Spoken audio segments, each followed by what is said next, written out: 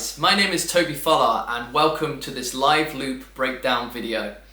Today we are going to be looking at Ed Sheeran's You Need Me Man, I Don't Need You. This is going to be a special one for me today as this is actually the very first song I learnt on a loop station. So really excited to get into this with you and I hope you enjoy.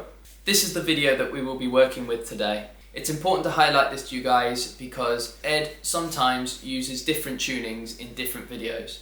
So if you're wanting to play along, then you'll obviously need to tune your guitar according to how Ed has tuned his in this specific video.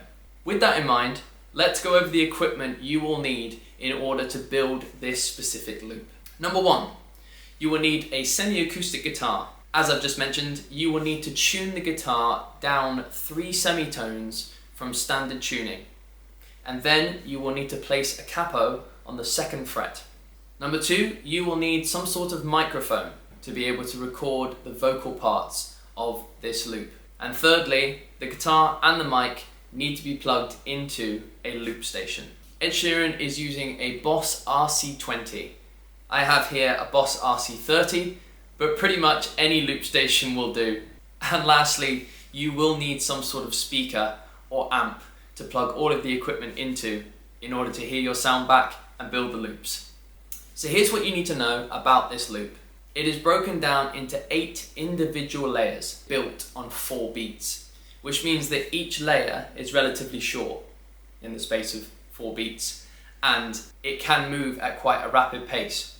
So if you are struggling to keep up, make sure that you pause the video, work on each layer individually, getting the muscle memory and the fingers underneath the notes, and then once you think you have it, try it with the loop station. So with that in mind, number one is called the 2-note combo.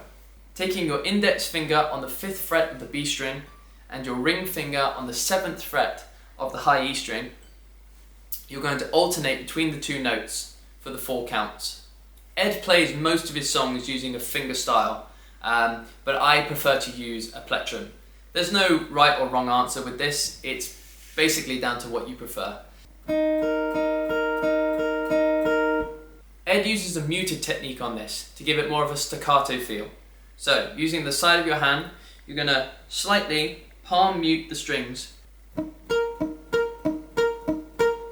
the final trick for this layer is the slide. Ed has created this loop at a tempo of 109. At full speed, it will sound like this.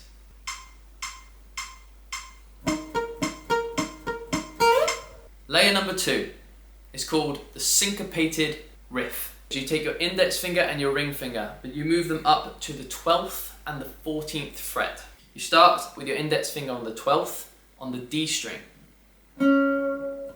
which moves to the ring finger on the 14th fret on the D string, but it's a hammer-on. Then you take your index finger and you move it across to the 12th fret on the G string. Then it moves back to the 14th on the D string. That's the first section. The second half, you take your ring finger, you put it on the 14th fret of the G string, and you hammer off to the 12th. And finally it ends on the 14th fret of the D string. So that whole phrase sounds like this. And that happens twice. Putting the 2 sections together very slowly sounds like this. Again, Ed is using a slightly muted palm to get a real staccato feel. Alternatively, because it's quite squashed and cramped up the top end of the guitar, you can bring it down where there's a bit more room for the fingers to move. The chord shapes stay the same, but of course the frets change. So you would start the sequence with the index finger on fret 3 on the B string. There's an optional slide at the end of that one too. It's up to you. Moving on to number 3, the mini whoop. This is a perfect example how sometimes individual loops can sound quite funny, but when they are blended together within the mix, they work perfectly. Pretty straightforward. You just want to make a simple whoop. In terms of timing, the whoop lands on the 4 and. 1, 2, 3, whoop!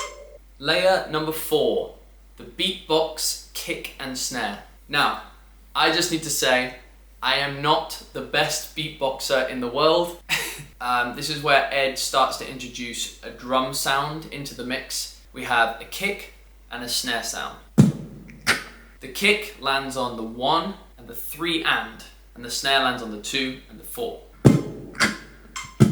Another little detail to look at when Ed is recording, he places his hand over the rim of the microphone. The sounds are a lot more pushed and a lot more intense, but it is these little details that will make a difference to your sound. Layer number 5, the beatbox double. So this layer is actually just going to add a few more beats on top of the beatbox layer that we've just made. This one, we're going to start with a double kick on the 1. The snare lands on 2. Then for 3 and 4, you have a syncopated.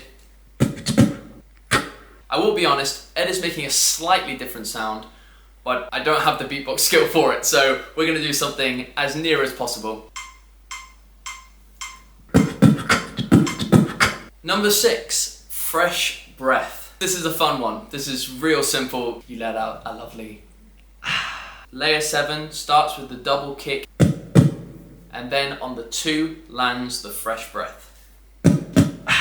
Number 7, the guitar, kick and snare. Ed sometimes likes to double up on the drum sounds using beatboxing and the percussion side on the guitar. If I'm using a pick, I tend to put it down, and I copy Ed's technique where I use an open palm, and this is the snare.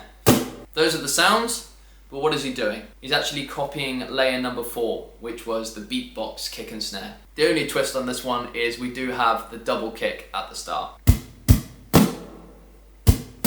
1, 2, 3, 4. Looking into more detail of Ed's technique and using the percussion from the guitar, he lifts his left hand or some of the fingers to add little in-between percussive notes. So instead of, we now have, he happens to do this layer 3 times. This could be for a number of reasons. Sometimes when you're looping, you may miss the record button, so you happen to be playing the loop live, but it's not necessarily being recorded into the loop station. The second reason might be that you have recorded it, but it's not as intense or not as strong as you intended it to be. So you might just double up. Number 8, muted strings. Another technique that Ed uses all the time when he builds loops. This would be the point where I pick my pick back up, mute the strings with the left hand, and then rhythmically play up and down across the strings. 1, 2, 3, 4.